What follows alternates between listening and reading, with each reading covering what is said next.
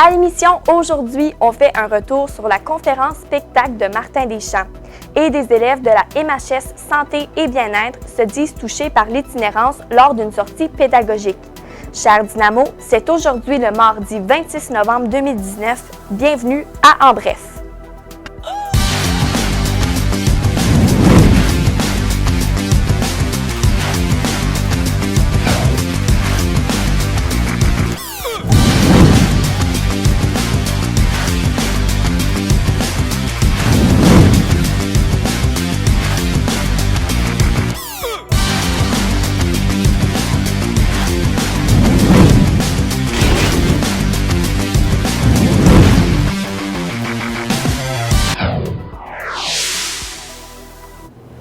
Bonjour, ici Fanny Pelletier Et Kylian Forgette. et bienvenue à En Bref. Les élèves de l'ESCC ont eu la chance la semaine dernière de voir le rocker et conférencier Martin Deschamps.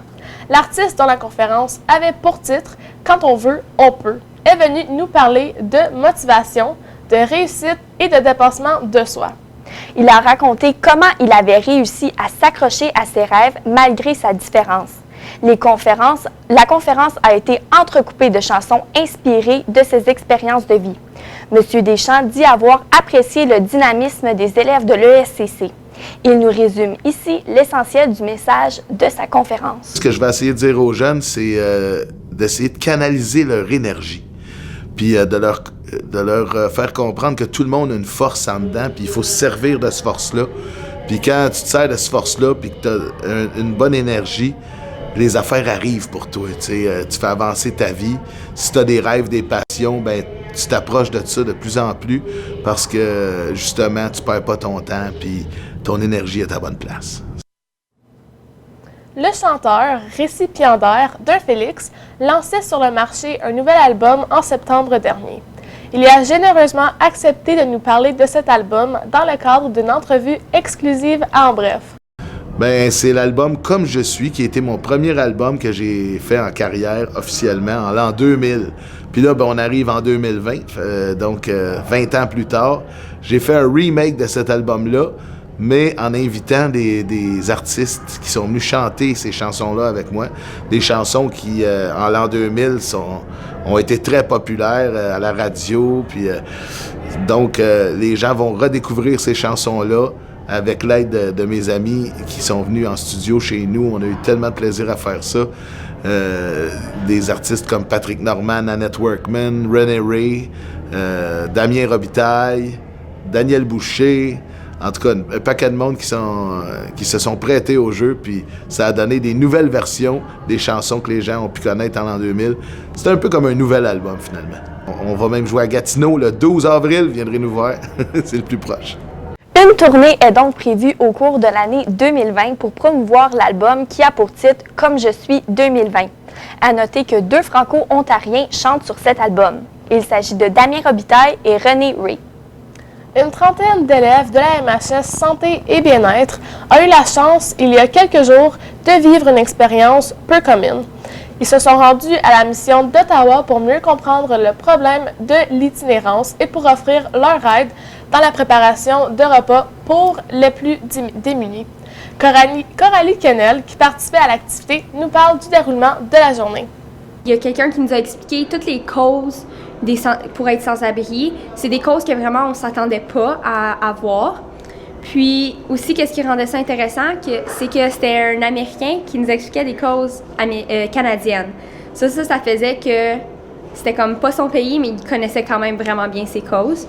Puis après ça, on s'est placés en groupe, puis on a fait des sandwichs pour les travailleurs qui sont sans-abri. Puis on a fait au-dessus de 45 sandwichs. Puis après ça, il y avait un autre groupe qui faisait des sacs avec des peanuts puis des bonbons pour la soirée film qu'il y avait cette soirée-là.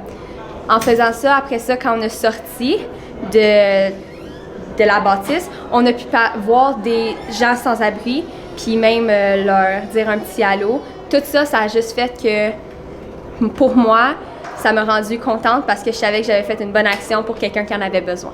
Notons que la mission d'Ottawa sert plus de 1000 repas par jour. Elle a vu le jour en 1906. La mission fournit non seulement les premières nécessités comme la nourriture, les vêtements et un refuge. Elle offre également des programmes de traitement des dépendances, des soins médicaux et dentaires, le soutien à l'éducation et de l'aide au logement à ceux qui désirent reprendre leur vie en main. Contrairement à ceux que l'on pourrait penser, beaucoup de gens ont un recours à l'aide alimentaire et un travail régulier.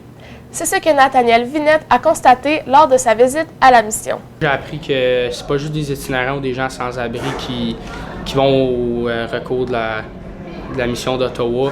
Il y a aussi des gens qui ont des familles puis ont un toit au-dessus d'eux autres, mais des fois c'est plus difficile parce qu'ils travaillent avec le salaire minimum.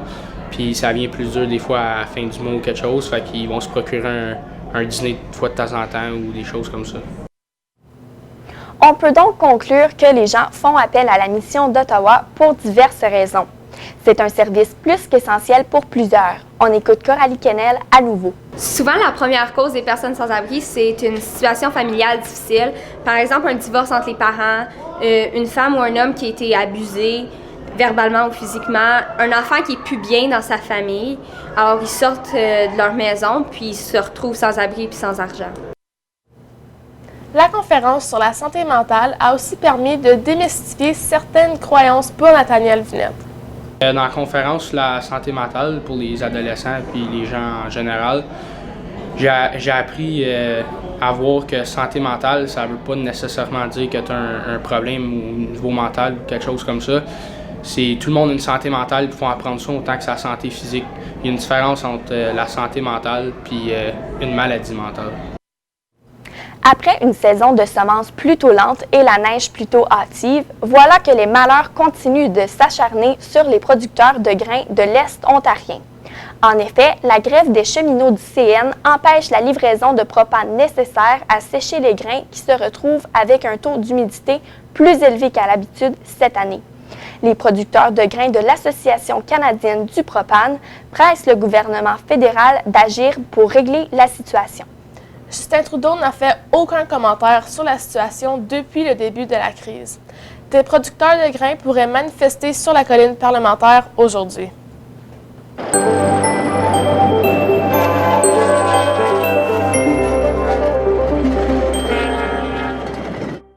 Côté météo, ce sera généralement nuageux aujourd'hui avec de la pluie ce matin.